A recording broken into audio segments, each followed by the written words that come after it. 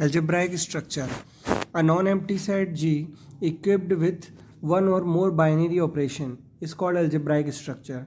Binary operation means that operation when applied between two elements of any set give the result of the same set.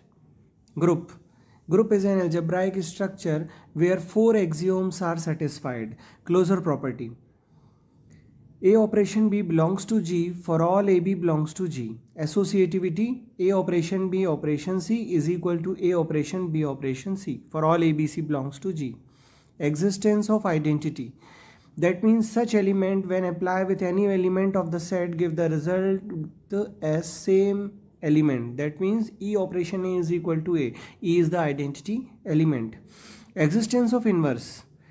A inverse is the inverse element of A when applied with A give the identity element E. Abelian group.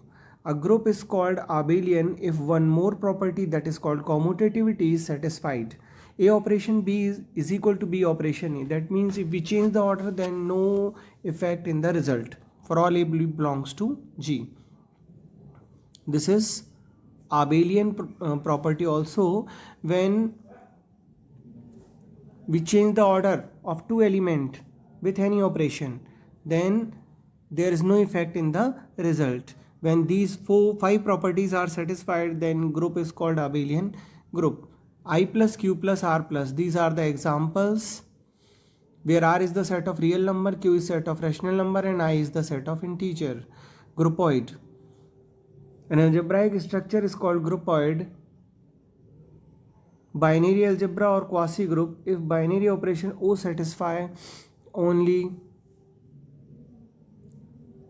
one postulate. That means A operation B belongs to G for all AB belongs to G. N plus is groupoid because if we take any two natural number and apply plus operation between them, we get the result of natural number. Semigroup. An algebraic structure is called semigroup or demigroup if two properties are satisfied, that means closure and associative property. Monoid. A semigroup is called monoid if there is three property, that means closure, associative and identity property satisfy. Order of finite group. Number of element present in the group is called order of the group.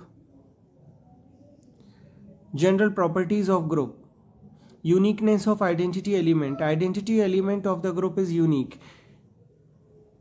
If we consider two identity element E and E1, then E is equal to E1. If we consider E as identity element, then E into E1, yeah, E1 is equal to E1. And if we consider E1 is identity element, then E1 is equal to E.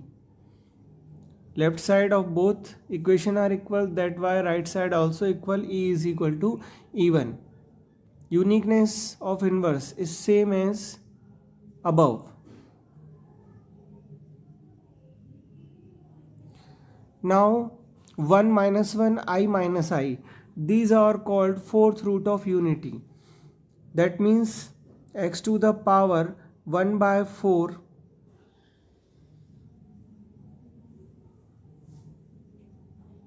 or we can say x to the power 4 is equal to 1. Then x is equal to 1 to the power 1 by 4. That means fourth root of unity. If we solve this equation, we get 4 roots 1 minus 1, I minus I. We apply multiplication operation.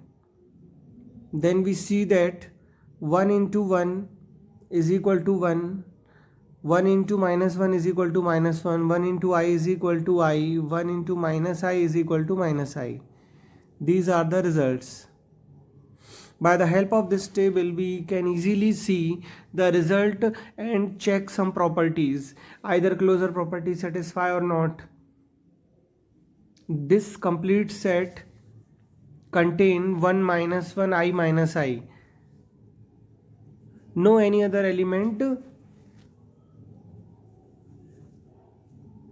of the set. That's why closure property satisfy. Here easily we can check associativity, identity. One is the identity element, and inverse property also satisfied. There are some element which are inverse of any other element. If one is the identity element, one को किसके साथ multiply करने पे one मिल रहा है, one के साथ में. माइनस वन को किसके साथ मल्टीप्लाई करने पे हमको वन मिल रहा है, माइनस वन के साथ.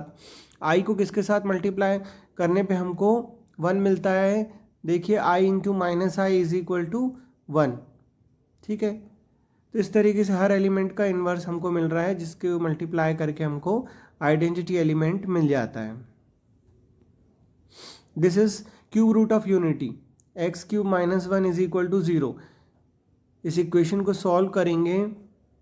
सबसे पहले फैक्टराइज कर लिया, सॉल्व करके हमको ये रूट्स मिलते हैं, इनको बोलते हैं omega. This is omega square, one omega omega square. These are called cube root of unity. Same हम टेबल के फॉर्म में मल्टीप्लिकेशन ऑपरेशन से चेक कर सकते हैं. One into one one, one into omega omega, one into omega square omega square into omega square, omega to the power four. Omega to the power four को इस तरीके से आप ब्रेक कर सकते हो. क्या रिजल्ट मिल रहा है, ओमेगा. हमको वन ओमेगा ओमेगा स्क्वायर के अलावा कोई एलिमेंट नहीं मिलता है, क्लोजर प्रॉपर्टी होल्ड हो जाती है क्योंकि सेट का ही रिजल्ट मिल रहा है. सिमिलरली हम एक आध एग्जाम्पल बता सकते हैं. एसोसिएटिव, आइडेंटिटी, सारी प्रॉपर्टी होल्ड होती चली जाएगी. सेट के अंदर हर एलिमेंट के लिए एक ऐसा एलिमेंट है जिसको मल्टीप्लाई करने पे हमको वन मिल जाता है, तो एक को दूसरे का क्या बोलेंगे, इन्वर्स एलिमेंट बोलेंगे. कॉम्यूटेटिव भी होल्ड होता है, ऑर्डर बदलने से कोई फ़र्क नहीं पड़ता है. अभी आपको फोर्थ रूट ऑफ यूनिटी बता चुके हैं, ये सेम वही चीज़ है, सेम वही टेबल है जो अभी बताया था. प्रॉपर्टी का नेम लिख के एक एग्जाम्पल बता के भी आप बता सकते हो. According to the table, table से बाकी सारी चीज़ें चेक की जा सकती है. Now addition modulo. Addition modulo क्या होता है, a plus b when divided by m give the result r. 16 प्लस 7 23 divided by 5, 5 fours are 23 is the remainder. This is called addition modulo. अब प्लस को मल्टीप्लाई से रिप्लेस कर दोगे तो हमको मल्टीप्लिकेशन मॉड्यूलो मिल जाएगा. ये एडिशन मॉड्यूलो के एग्जाम्पल हैं. ठीक है, -21 प्लस 4 कितना हुआ, 17 divided by 3. -21 plus 4 17 divided by 3 क्या आएगा, 2 आएगा यहाँ पर. 5 प्लस 3 8 डिवाइडेड बाय 8, रिमाइंडर कितना आएगा, 0. 5 प्लस 4 9, 9 को 6 से डिवाइड करोगे, रिमाइंडर क्या आएगा, 3. This is addition modulo. a is equal to b mod m. a minus b when divided by m. a is congruent to b modulo m. a minus b divisible by m. 9 is equal to 4 modulo 5. 9 minus 4 करोगे कितना आ जाएगा, 5. 5 को divide करता है. 18 minus 3 15. 15 को 5 divide कर देता है. 7 minus 5 7 0 हो गया, इसको 7 डिवाइड कर देता है. -20 में से आप 8 माइनस करोगे, -28. 7 4 ज़ा 28, 7 डिवाइड कर देता है. इस तरीके से ये डिफाइंड है. मल्टीप्लिकेशन मॉड्यूलो में प्लस के रिप्लेसमेंट में मल्टीप्लिकेशन आ जाता है. 7 into 4 28 divided by 5 give 3 as a reminder. 7 into 4 into 2 8 divided by 7 1 as reminder. 7 3 ज़ा 21 divided by 4 give 1 as a reminder. ठीक है, ये एक सेट है अंडर एडिशन मॉड्यूलो 4. आपको प्रूव करना है कि ये ग्रुप बनाता है, 4 प्रॉपर्टी फॉलो करता है, क्लोजर, एसोसिएटिव, आइडेंटिटी, इनवर्स. तो आप देख रहे हो कि आपने ऐड किया, 4 से डिवाइड कर दिया, 0 रिमाइंडर. 0 + 1 1, 4 से डिवाइड किया 1 रिमाइंडर, 0 + 2 2, 4 से डिवाइड किया 2 रिमाइंडर, इस तरीके से है ना। और आप चेक कर लीजिए 3 + 3 6 को 4 से डिवाइड करोगे तो कितना आएगा, एज अ रिमाइंडर क्या आएगा, 2 आएगा। ठीक है, मल्टीप्लिकेशन मॉड्यूलो 4, कोई भी एक एलिमेंट चेक करते हैं, 2 × 3 कितना हो गया, 6 को 4 से डिवाइड करोगे तो क्या रिमाइंडर आएगा, 2 as a reminder. Order of element of the group, किसी ग्रुप में एलिमेंट का पावर n करने पे हमको आइडेंटिटी एलिमेंट मिल जाता है, that is called order of an element of the group. ठीक है, इनको प्रिपेयर कर लेना। डेफिनीशंस, सब ग्रुप की क्या डेफिनीशन होगी, H is called subgroup if satisfy all the properties of group and also subset of G।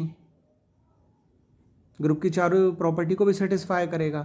Cyclic group क्या हो गया, a group is called cyclic group if it can generate by any element of the set. ठीक है, a to the power n, n belongs to I, एक ही अलग अलग power करके आपको ग्रुप के एलिमेंट मिलते चले जाते हैं। ठीक है ना, तो ये कहलाता है ऑर्डर ऑफ, ये कहलाता है साइक्लिक ग्रुप, जिससे हम अलग अलग पावर चेंज करके सारे एलिमेंट को, ग्रुप के सारे एलिमेंट को जनरेट कर सकते हैं। ये एक अच्छा एग्जाम्पल है। 1 to the power 1 करोगे 1 मिल जाएगा। ठीक है, लेकिन इससे आपको i और -i नहीं मिल सकता, तो 1 को जनरेटर नहीं लेंगे, these are the generator of the group. i है, i to the power 4 करोगे 1 आ जाएगा, i का स्क्वायर -1, i क्यूब करोगे -i, i टू, है ना। इस तरीके से आपको एलिमेंट मिलते चले जाएंगे। i to the power 1 करोगे तो i मिल जाएगा। इस तरीके से i से आप सारे एलिमेंट जनरेट कर सकते हो। तो i क्या कहलाएगा, generator off group G, -i also generator of the group G। आप चेक करना क्या क्या पावर करके सारे एलिमेंट मिल जाते हैं। ठीक है, कोसेट किसको बोलते हैं, सब ग्रुप के साथ आप एक एलिमेंट को एसोसिएट मल्टीप्लाई करते हो, HA है ना, small HA such that H small h belongs to capital H। Lagrange theorem, अब लेग्रांज थ्योरम क्या है, the order of each sub group of finite group is divisor of order of the group. ठीक है, let H be a sub group of order M of finite group of order n, consider the left decomposition। Left कोई एक decomposition ले लिया, left decomposition मतलब left से आपने ए को मल्टीप्लाई किया, H क्या है, सब ग्रुप है। ठीक है, अब इसके एलिमेंट भी इसी तरीके से लेंगे, H1 H2 H3 को अपने कैपिटल H का एलिमेंट ले लिया तो AH क्या हो जाएगा, AH1 AH2 AH3 AHM, है ना, left coset AHI is equal to AHJ। इनका यूनियन करोगे लेफ्ट कोसेट का पूरा ग्रुप फॉर्म हो जाता है। तो आप देख रहे हो कि order of group G is equal to M into K, M into K। Order of the group क्या है, N है, तो N इज इक्वल टू क्या आ जाएगा, M इंटू K। ठीक है, क्योंकि each coset has M member, her coset में कितने मेंबर हैं, M मेंबर हैं, और ये कहाँ तक गया है, A1 A2 A3 से लेकर के AK तक गया है, तो K मल्टीप्लाई बाय M।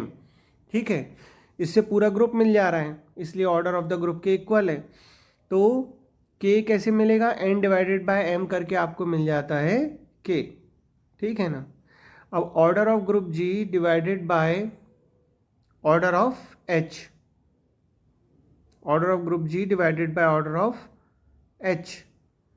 ठीक, यही हमको प्रूव करना था। ये लेग्रांज थ्योरम है, बहुत इंपॉर्टेंट है, इसको आप करके देखो जरूर। Homomorphism of group GO and G'(O'), these are two group.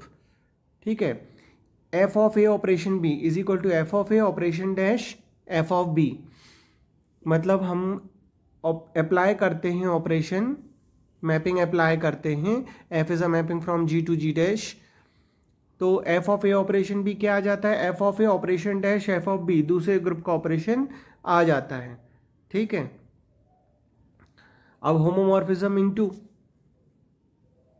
तो उसी तरीके से है ये डेफिनेशन भी, ये लिखी हुई है ना। होमोमॉर्फिज्म ऑन टू, जब ऑन टू रहता है मैपिंग, ऑन टू में सारे एलिमेंट दूसरे सेट के कवर हो जाते हैं ची डैश के, और इन टू में कुछ एलिमेंट छूट जाते हैं।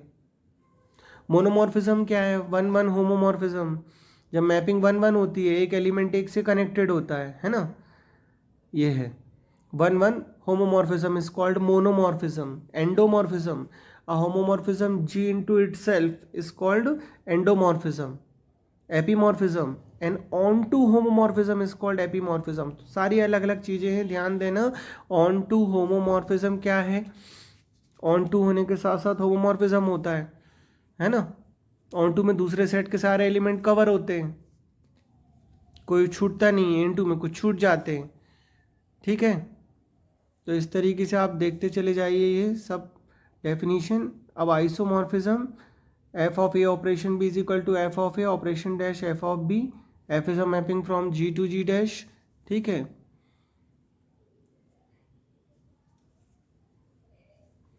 One one onto mapping होनी चाहिए ये, ठीक है, तभी कहलाता है ये G is isomorphic to G dash.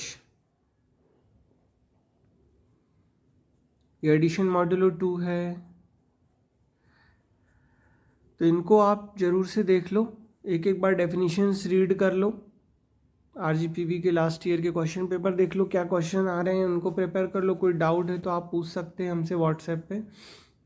Definition, if a mapping F of group G is homomorphism into in group G dash, then the set के of all these element of G which are mapped onto identity E dash of G dash